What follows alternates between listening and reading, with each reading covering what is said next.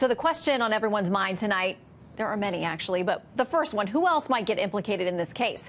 Well, investigative journalist Conchita Sarnoff joins us now. She's been covering this case since the beginning. She's also author of the book Trafficking and the executive director at Alliance to Rescue Victims of Trafficking. Conchita, thank you for joining us tonight. Thank you, Shannon, for having me. You raised an interesting point in your research that it's the then state's attorney for Palm Beach County is the one that doesn't get as much attention, but he was a critical player here, so much concerning to the then chief of police there in Palm Beach County that he actually put together this response and sent it. He referred it to the FBI saying, we need the feds to get involved because somehow there's so much pressure on this county state's attorney that we don't think this is going anywhere. Absolutely, Shannon. You know, this is my biggest question, and I don't understand why no one is pointing fingers at and actually explaining why Barry Kersher cut the deal that he cut. The onus fell on the state attorney's office. As you know, after the chief of police, Michael Ritter, whom I spoke to at length for many, many years since I started the investigation back in 2009, Ritter said to me many times, I did not accept Kersher's deal.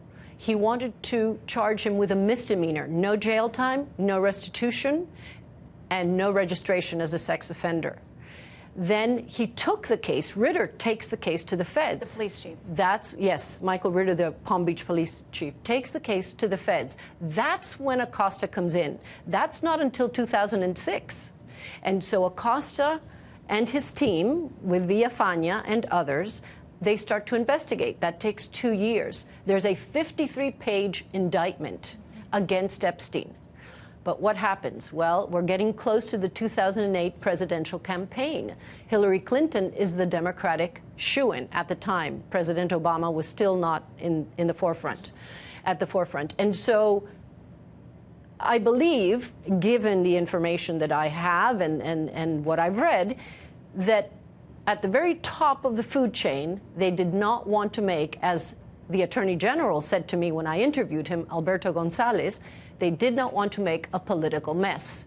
So they basically tapped Acosta again, which is also why they hired Ken Starr and Jay Lefkowitz, who were the two. Lots of high-profile names involved in this thing. Absolutely. They were the two attorneys who negotiated the plea deal, meaning the non-prosecution agreement that was handed to Epstein, which, by the way, was not in order, as Acosta told me, because I have been speaking to Acosta for many years since the original investigation and the original arrest in 2005. Well, let me ask you this, because tonight President Clinton has spoken out and said, I want to make it clear that there was some travel with him, there was always Secret Service, we had brief meetings, you know, people who are trying to tie the two of them together, just like there were people tonight trying to tie Epstein to President Trump, that those are unfair leaps in logic, the Clintons say?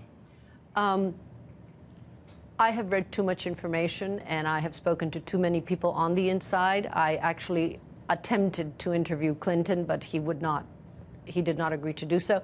And I know from the pilot logs, and these are pilot logs that, you know, were written by different pilots and at different times, that Clinton went, he was a guest of Epstein's 27 times. Now, you tell me, Doug Bands was also on the plane many times.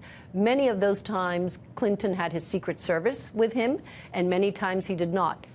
Almost every time that Clinton's name is on the pilot logs, there are underage girls. There are initials, and there are names of many, many girls on that private plane. So you have to ask yourself, and this is what I asked myself, why would anyone, not only a former president, fly on a plane 27 times that did not belong to him? Okay, so the statement from his office, or his spokesman tonight, says he knows nothing about the terrible crimes that Epstein pleaded guilty to in Florida some years ago, or those which he's recently been charged with in New York. He goes on to talk about he took a total of 4 trips with him. He had Secret Service, he had detail, he once had a meeting with him in his office, he had security and staff members with him, hasn't spoken to him in more than a decade. Are you saying the former president's not telling the truth? Yes, I am saying, sadly, that he is not telling the truth. First of all, Gerald Lefcourt, who was one of Epstein's attorneys back during the original arrest and the original investigation, wrote a letter, it has been made public. And in that letter, Gerald Lefcourt claims that Epstein was one of the original funders of Clinton Global Initiative. He gave Jeffrey Epstein gave President Clinton $4 million, according to a source who knows the story about that. Okay.